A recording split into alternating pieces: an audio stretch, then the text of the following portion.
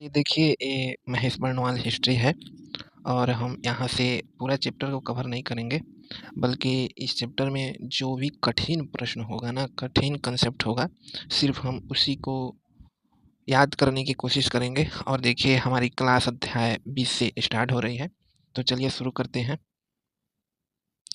देखिए यहाँ पे बोला जा रहा है कि सिंध क्षेत्र में अरबों ने खजूर की खेती की और ऊंट पालन शुरू किया, और इसके बाद सिंध क्षेत्र में पहली बार जजिया कर लगाया तथा दिरहम नामक सिक्का को चलाया गया।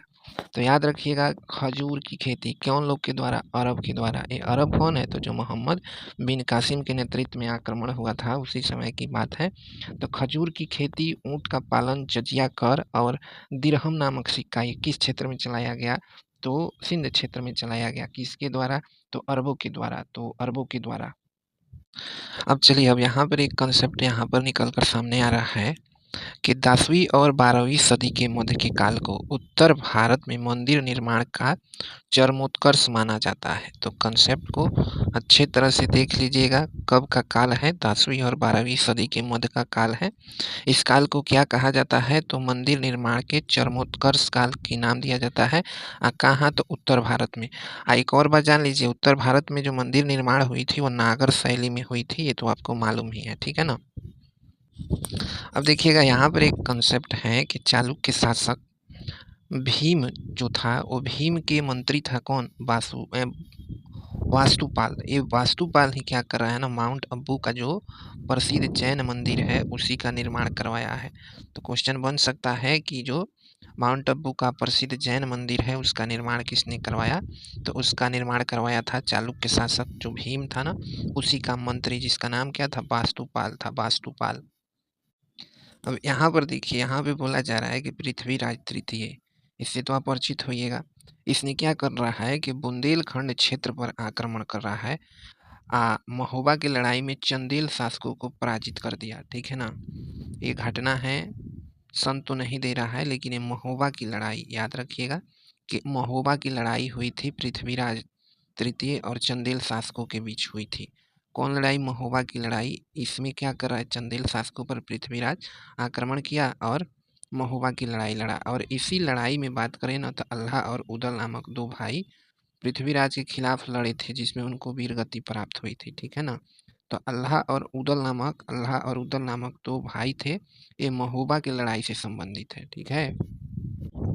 अब देखिए, बात करते हैं यहाँ पर कि जो तराइन का प्रथम युद्ध हुआ था ना, एक ही क्षेत्र को लेकर यह युद्ध हुआ था। कौन क्षेत्र के कारण यह युद्ध हुआ था? तो देखिएगा, तबर हिंद, या फिर उसको एक और नाम से जाना जाता है भटिंडा। तो यह तबर हिंद जो क्षेत्र था, या फिर इसी को भटिंडा कहा जाता है, इसी जगह के लिए दोनों में लड़ाई हुआ था, ठीक है ना। ये पानीपत की प्रथम युद्ध की बात हो रही है।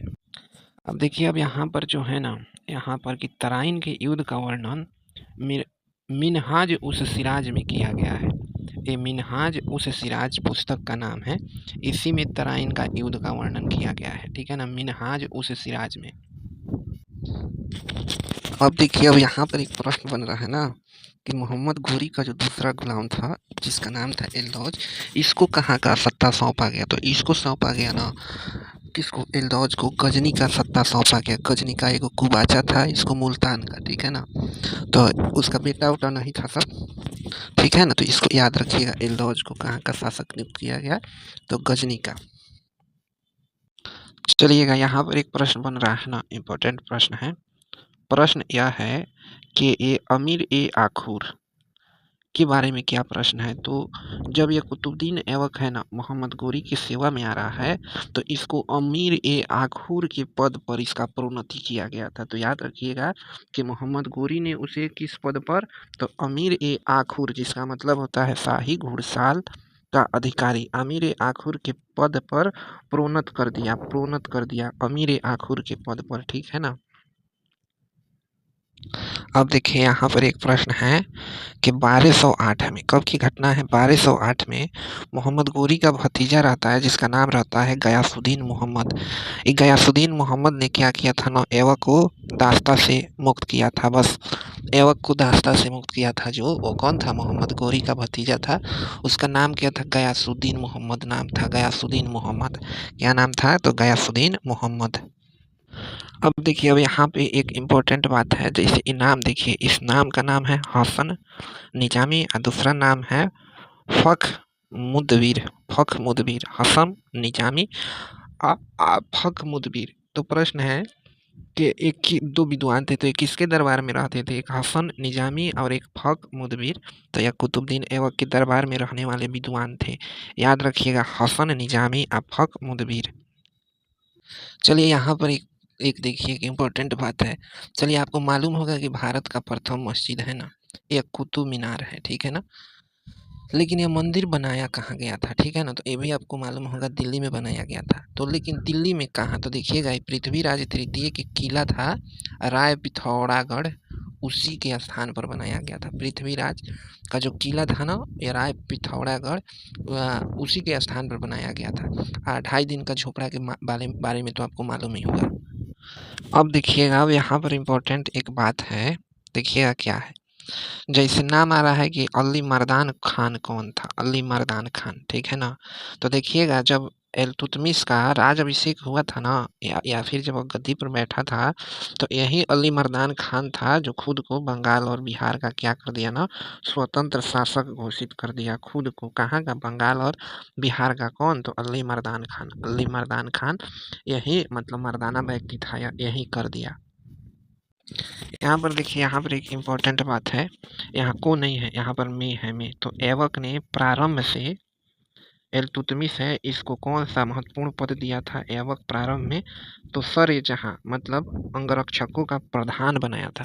सर जहाँ अंगरक्षकों का प्रधान ऐबक बनाया था किसको? इल्तुतमिश को। तो याद रखिएगा, सर जहाँ अंगरक्षकों का प्रधान। चलिएगा यहाँ पे देखिएगा, यहाँ पर बोला जा रहा है कि जो ख्वारिज्म साम्राज्य था ना, ख्वारिज्म साम्राज्य, इसका ध्वस्त मंगोलों ने कब किया? तो इसका ध्वस्त जो मंगोल किया था सो ना, ये 1220 ईस्वी में किया था। 1220 ईस्वी में इसका ध्वस्त मंगोलों ने किया था, ख्वारिज्म साम्राज्य को। यहाँ देखिए, यहाँ एक बात है कि बंगाल और बिहार में इवाज नामक एक व्यक्ति ने सुल्तान गयासुद्दीन की पदवी धारण कर अपनी आज़ादी की घोषणा किया।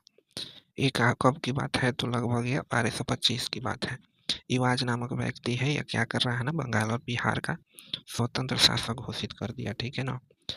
इसके बाद झगड़ा हुआ इस शासक घोषित करने के बाद।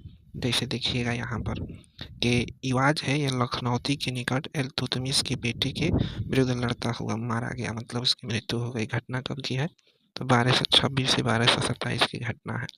इवाज को इल्तुतमिश का जो पुत्र रहता है ना, वो मार देता है। फिर से बंगाल और बिहार दिल्ली के अधीन हो जाता है। ऐसी घटना से क्या हो जाता है? दिल्ली के अधीन हो जाता है इस घटना से। अब चलिए आगे। हाई देखिए, एगो प्रश्न है यहाँ पर कि सर्वप्रथम अरबी सिक्के का प्रचलन किसने किया? अरबी सिक्के। तो देखिए, एक प्रश्न था, दिरहम नामक सिक्के अरब लोगों ने सिंध क्षेत्र में जारी किया था, दिरहम नामक सिक्के। यहाँ पर अरबी सिक्के हैं, तो सर्वप्रथम इल्तुतमिश ने जारी किया था, ठीक है ना? अब यहाँ पर देखिए, चांदी का टाका और तांबे का जीतल, इसका प्रचलन हुआ। तो चांदी से टाका और तांबे का जीतल, तो इसको याद कैसे करिएगा? तो यहाँ पर चाट बन जाएगा, चाट, ठीक है ना? उसके बाद ताज बन जाएगा, ताज, तो इसे पकड़ा जाएगा। उसके बाद देखिए, इसका जो टकसाल पर मतलब टाके पर टकसाल का नाम लिखने का प्रचलन इल्तुतमिश करवाया। इल्तुतमिश के सिक्के थे ना, इस पर का था? तो शिव का नंदी, शिव नहीं था, केवल नंदी, शिव का नंदी और चौगान घुड़सवार क्या थे ना, अंकित थे। तो एक नंदी और एक घुड़सवार अंकित थे इल्तुतमिश के सिक्के पर, ठीक है ना? एक प्रश्न और यहाँ पे बन जाता है कि ठीक है, यह बगदाद के खलीफा से क्या किया था ना, सुल्तान का पदवी धारण किया था, लेकिन कब? तो 18 फरवरी 1229 में, ठीक है ना? सुल्तान की उपाधि धारण किया था 18 फरवरी 1229 में, 18 फरवरी 1229 में। अब यहाँ पर देखिए, यहाँ पर एक प्रश्न है कि रणथंभौर जीतने वाला पहला शासक कौन था? तो रणथंभौर जीतने वाला पहला शासक इल्तुतमिश था। रणथंभौर जीतने वाला पहला शासक इल्तुतमिश था। वैसे बिहार को भी जीतने वाला पहला शासक इल्तुतमिश ही रह रहा है, तो रणथंभौर को याद रखिएगा।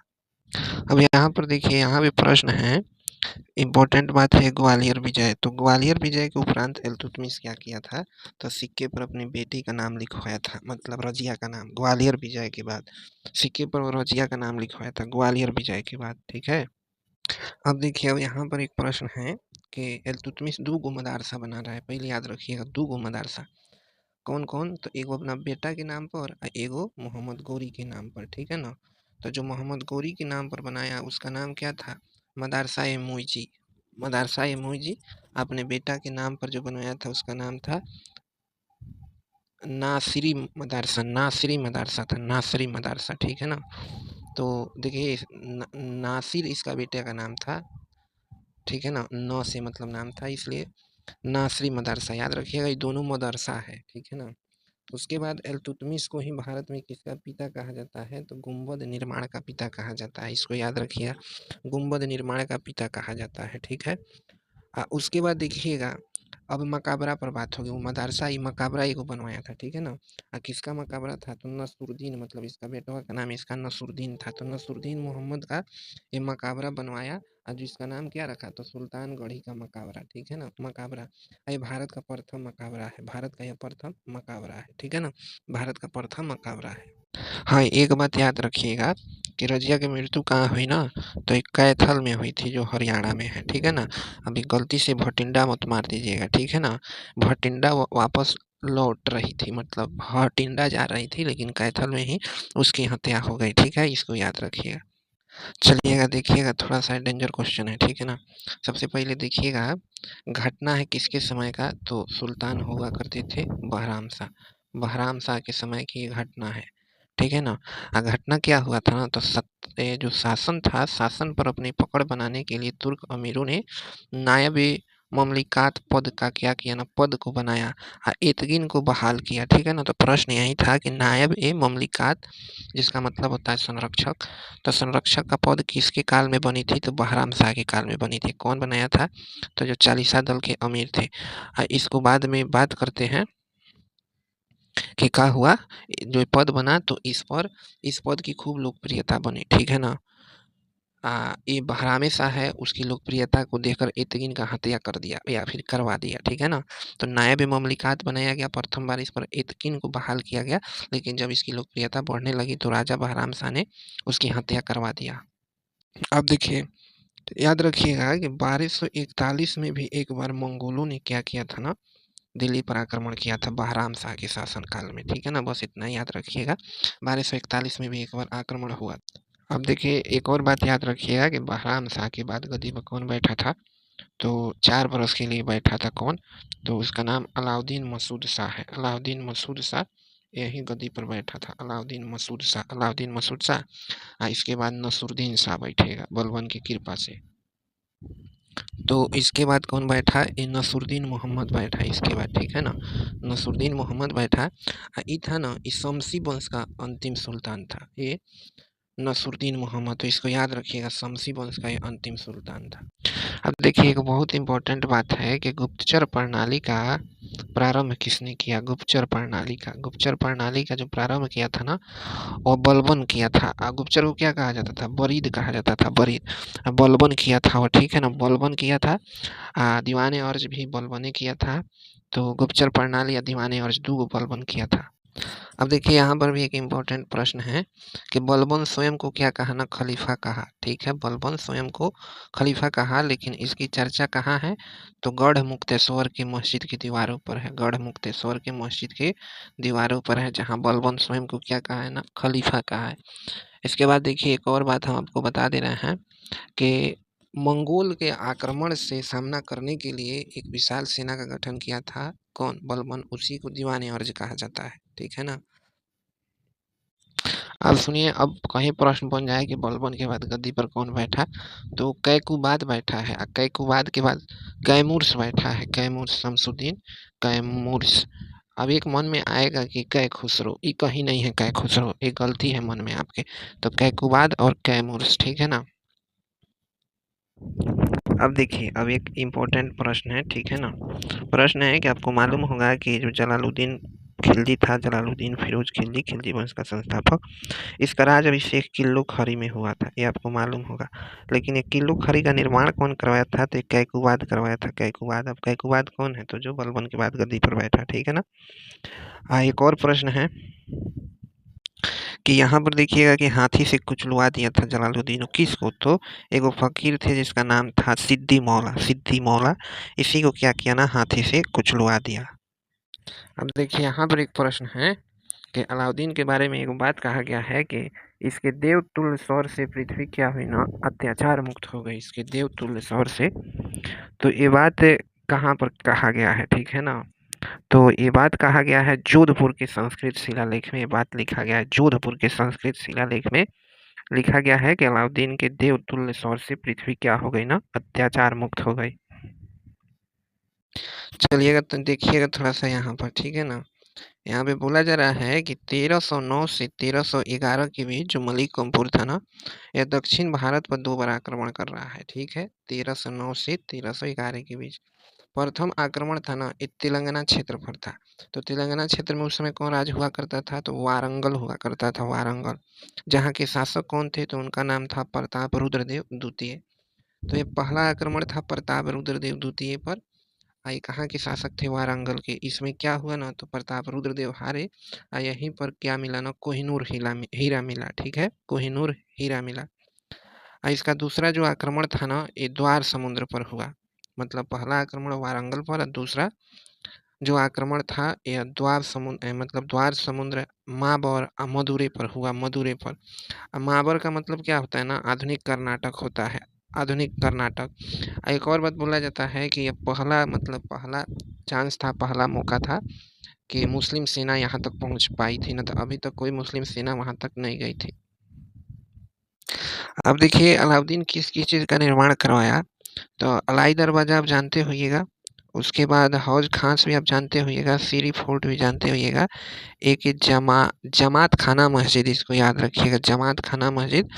और साथ ही साथ मंगोल आक्रमण के डर से वो क्या किया ना, 1304 ईस्वी में सीरी को अपना क्या किया, राजधानी बनाया, इसको किला बंद किया। इसीलिए उसको सीरी का किला बोला जाता है कि अलाउद्दीन खिलजी ने निर्माण करवाया था। तो यह 1304 की घटना है, मंगोलों के डर से यह सब किया गया था, ठीक है ना, मंगोलों के डर से। अब देखिए अब एक बहुत बड़ा कन्फ्यूजन का प्रश्न है। देखिएगा प्रथम बार सैनिक गठन, मतलब सेना का गठन किया, जिसको दीवान अर्ज कहा जाता है, बलबन। लेकिन प्रथम बार अस्थाई जब सेना की बात आ जाए तो यह कौन किया था इसका गठन, तो इल्तुतमिश किया था, इल्तुतमिश। अब देखिए अब यहाँ पे एक प्रश्न है कि मुस्त खराज, ये मुस्त खराज कौन था। तो देखिए मुस्त खराज में खराज आ रहा है, खराज क्या होता था, राजस्व होता था। तो राजस्व इकट्ठा करने वाला अधिकारी था जिसका पद बनाया था अलाउद्दीन ने मुस्त खराज, ठीक है ना। अब देखिए अब अलाउद्दीन खिलजी का जो आक्रमण है, सबसे पहले उत्तर भारत में, उसके बाद दक्षिण भारत में, ठीक है ना। तो देखिए ये गुजरात पर आक्रमण कब कर रहा है, तो 1298 में। कब कर रहा है, 1298 में। कौन सेनापति को भेजा था, तो उल्लू खां और नुसरत खां। ये दोनों खां था लोग, ठीक है, उल्लू खां नुसरत खां। और उस समय शासक कौन थे, तो कर्ण भगेल थे, ठीक है ना, कर्ण भगेल। इसमें क्या हुआ, तो कर्ण भगेल भाग गया। तो याद बस इतना ही करिएगा कि 1298 में आक्रमण किया उल्लू खां, नुसरत खां, दोनों दोनों आदमी था लोग। उसके बाद रणथंभौर, तो रणथंभौर पर ये 1301 में आक्रमण कर रहा है, रणथंभौर पर। यही दोनों आदमी गया था लोग, उल्लू खां नुसरत खां, ठीक है ना। हमीर देव क्या थे ना, शासक थे। इसी में नुसरत खां मारा जा रहा है, इसी में नुसरत खां है, ये मारा जा रहा है, ठीक है ना। राणा क्या कर रहा है, इस आक्रमण को क्या किया ना, पहले विफल कर दिया, मतलब हरा दिया, नुसरत खां को मार दिया। तो बाद में अलाउद्दीन ने नेतृत्व किया, आज जीत गया किसको, रणथंभौर को। उसका शासक कौन था, हमीर देव थे, ठीक है। चित्तौड़ में तो आपको मालूम होगा ही, रतन सिंह। 3 की घटना है, अलाउद्दीन खिलजी स्वयं गया था, इसी का नाम खिलीजाबाद रख दिया। मालवा है तो महल देव शासक थे वहाँ का, महल देव। 5 की घटना है, ठीक है ना। आइनुल मुल्क मुल्तानी क्या किया था ना, मतलब इसके नेतृत्व में आक्रमण हुआ था। हुआ क्या इसमें, तो महलदेव छोड़कर भाग गया अपने राज को, महलदेव अपने राज को छोड़कर भाग गया। उसके बाद देखिए सिवाना, तो ये सिवाना पर आक्रमण कब हो रहा है? तो 1508 में सिवाना पर। वहाँ के शासक थे शीतल देव, जो परमार वंश के थे शीतल देव। कमालुद्दीन कुर्ग था ना, वहाँ का शासक था कमालुद्दीन कुर्ग सिवाना। और जालौर पर देखिए, जालौर पर आक्रमण हो रहा है या 1311 में, 1311 में, ठीक है ना। इसमें देखिए क्या हो रहा है, तो कन्हदेव के भाई मालदेव को खुश होकर चित्तौड़ सौंप दिया गया। कन्हदेव के भाई मालदेव को खुश होकर चित्तौड़ सौंप दिया गया। जालौर है, एडीओ का क्वेश्चन था जालौर पर। तो 1711 में जालौर पर आक्रमण। अब देखो, अब यहाँ पर देवगिरी है, तो देवगिरी पर 2 बार आक्रमण हो रहा है, एक 96 में और एक 1307 में, ठीक है ना। तो इसमें क्या क्या हुआ आपको मालूम होगा। वारंगल पर 9 में आक्रमण हो रहा है, वारंगल पर काकतीय शासक मलिक कम्फोर कर रहा है। द्वार समुद्र पर मलिक कम्फोर 10 में कर रहा है, बीरबललाल तृतीय रह रहे हैं शासक, बीरबललाल तृतीय। उसके बाद देखो यहाँ पर पांड्य है, पांड्य लोग पर आक्रमण हो रहा है 11 में, और देवगिरी पर 13 में, ठीक है ना। उस समय देवगिरी का शासक शंकर देव थे, शंकर देव, ठीक है ना। तो यहाँ पर देखो क्या बोला जा रहा है, शंकर देव सिंघड़ा, सिंघड़ द्वितीय मारा गया और देवगिरी अधिकांशतः दिल्ली सल्तनत में शामिल कर लिया गया। तो इसको ध्यान रखना, अभी भी जो ना याद हो उसको लिख लेना, इम्पोर्टेंट फैक्ट है ये सब। यहाँ पर देखिए, जो इतिहासकार बर्नी है उसका मानना है कि बाजार नियंत्रण का एक मुख्य उद्देश्य क्या था ना, हिंदुओं को सजा देना था, क्योंकि अधिकांश व्यापारी हिंदू थे और मुनाफाखोरी में वे आम जनता का क्या करते थे, शोषण करते थे। तो यह बात कौन कहा है, ये बर्नी कहा है, बर्नी। अब देखिए एक प्रश्न यहाँ है कि घर ही कर चराई कर किसने लगाया था? तो ये घर ही कर चराई कर लगाया था अलाउद्दीन खिलजी, अलाउद्दीन खिलजी लगाया। अलाउद्दीन के बाद कौन राजा बना? अलाउद्दीन के बाद, तो अलाउद्दीन खिलजी के बाद तो यह राजा बना था मुबारक शाह खिलजी। लगभग कितना दिन राजा रहा? तो 1316 से लेकर 1320 तक, मतलब 4 बरस। मुबारक हो अलाउद्दीन को कि खिलजी बना। चूँकि अलाउद्दीन के जस्ट बाद ये मुबारक शाह खिलजी राजा नहीं बना था, बल्कि वह शमसुद्दीन बना था, शमसुद्दीन, ठीक है ना। इम्पोर्टेंट बात यह है कि मुबारक शाह जो खिलजी है ना, दिल्ली का पहला सुल्तान है जो स्वयं को खलीफा घोषित कर लिया था, ठीक है ना। स्वयं को, ऐसे बलबन था, एक खलीफा की उपाधि धारण किया था, लेकिन स्वयं को खलीफा घोषित किया था कौन? तो ये मुबारक शाह खिलजी घोषित किया था, ठीक है ना। अल वसीक बिल्ला की उपाधि भी धारण किया था, या अल वसीक बिल्ला। अब देखिए अलाउद्दीन का मंत्री परिषद के बारे में यदि बात हो तो दीवान बजारत या वजीर कहलाता था। इसमें तो पकड़ा जाएगा या बजारत वजीर, लेकिन ये दीवान रिसालत है ना, ये विदेश विभाग था। तो रिसालत विदेश से कोनो संबंध नहीं बैठता है। तो ऐसा बैठा सकते हैं कि रिसालत का मतलब रिलेशन, रिसालत रिलेशन, रिलेशनशिप विदेशी से में चलता है।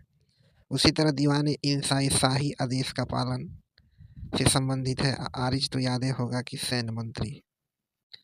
उसके बाद देखिए कि जो बाजार नियंत्रण अधिकारी थे उसमें कुछ का नाम जानना है, जैसे दबीर ए मंडी, दबीर नहीं लिखा है, दरीब लिखा है, दरीब ए मंडी या बाजार का निरीक्षक होता था। शाहना ए मंडी या बाजार का अधीक्षक होता था। दीवान ए रियासत ये बाजार नियंत्रक होता था, ठीक है ना। दीवान ए रियासत एगो था मुहियान, मुहियान ये गुप्तचर होता था, मुहियान गुप्तचर होता था। तो शाहना ए मंडी अधीक्षक, दीवान ए रियासत बाजार नियंत्रणक। अब दरीब ए मंडी का बाजार निरीक्षक था, बाजार निरीक्षक। एक लास्ट है जिसका नाम है सराय अदल। तो सराय अदल क्या होता था? न्याय अधिकारी होता था, न्याय अधिकारी। अब सुनो, एक प्रश्न है कि अकाल संहिता का निर्माण कौन करवाया था? अकाल संहिता का निर्माण, ठीक है। वैसे तो तुमको मालूम होगा कि नहर का निर्माण सबसे पहले गयासुद्दीन तुगलक कराया, लेकिन अकाल संहिता का निर्माण कौन करवाया था? तो वह भी गयासुद्दीन तुगलक ही था जो अकाल संहिता का निर्माण कराया। और संतलत काल में सर्वप्रथम नहर बनवाया था, अभी ना के पूरा भारत के इतिहास में। अब देखिएगा ये क्वेश्चन है जो फंसाएगा आपको। कौन क्वेश्चन है ना, तो देखिए उलमा का विरोध अलाउद्दीन खिलजी भी किया था, ठीक है ना। एक प्रश्न है कि कौन है जो उलमा के प्रभाव को समाप्त कर दिया, एकदम अब उलमा का कोई प्रभाव नहीं रहेगा राज के काम काज में, तो वह कौन था? वह मोहम्मद बिन तुगलक था, ठीक है ना।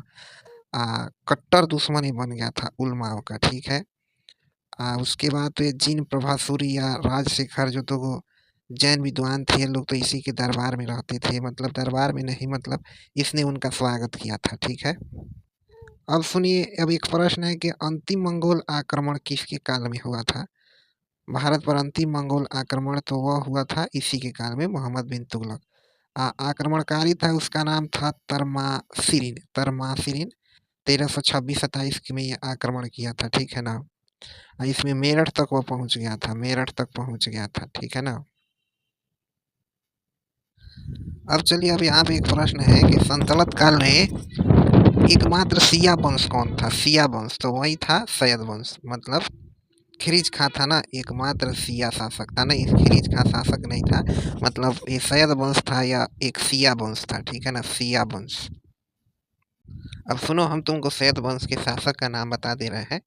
देखो, सबसे पहले खिरीज खां था, मुबारक हो खिरीज को कोई सा बेटा हुआ तो मुबारक शाह था। मुबारक शाह के बाद मोहम्मद शाह बना, मोहम्मद शाह, उसके बाद अलाउद्दीन आलम शाह था, ठीक है ना। अलाउद्दीन आलम शाह के बारे में एक कहावत है जो बहुत इंपॉर्टेंट है। कहावत यही है कि देखो, शाह ए आलम का राज दिल्ली से पालन तक। ये किसके शासनकाल की बात है? तो अलाउद्दीन आलम शाह की, मतलब अलाउद्दीन के नाम को बदनाम किया या ससुरा। अब एक प्रश्न है कि दिल्ली सल्तनत का कौन सुल्तान था जिसकी मृत्यु लूह लगने से हो गई थी?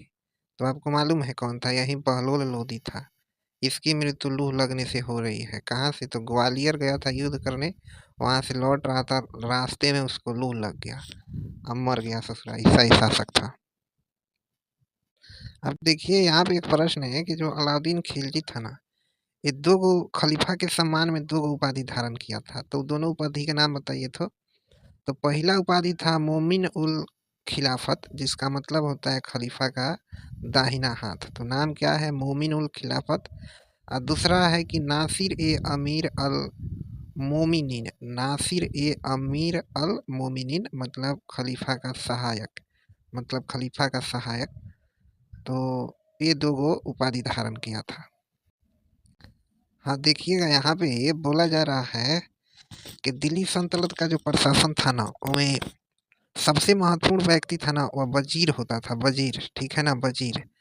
वजीर के अधीन एक महालेखा परीक्षक होता था जो आय व्यय का क्या करता था ना, जांच पड़ताल करता था आय व्यय का। तो इसका नाम क्या है? महालेखा परीक्षक। एक महालेखाकार होता था जो आय की निगरानी करता था। तो याद रखिएगा, सबसे महत्वपूर्ण व्यक्ति वजीर, इसके अधीन एक महालेखा परीक्षक और एक महालेखाकार।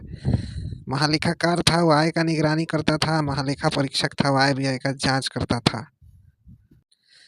यहाँ पर देखिएगा, एक इम्पोर्टेंट क्वेश्चन है कि जो फिरोज शाह तुगलक था ना, ये इस्लाम में धर्मांतरित एक तैलांग ब्राह्मण को खान ए जहाँ, मतलब तैलांग ब्राह्मण था जिसका नाम था खान ए जहाँ, इसको अपना वजीर बनाया था। तो खान ए जहाँ किसका वजीर था?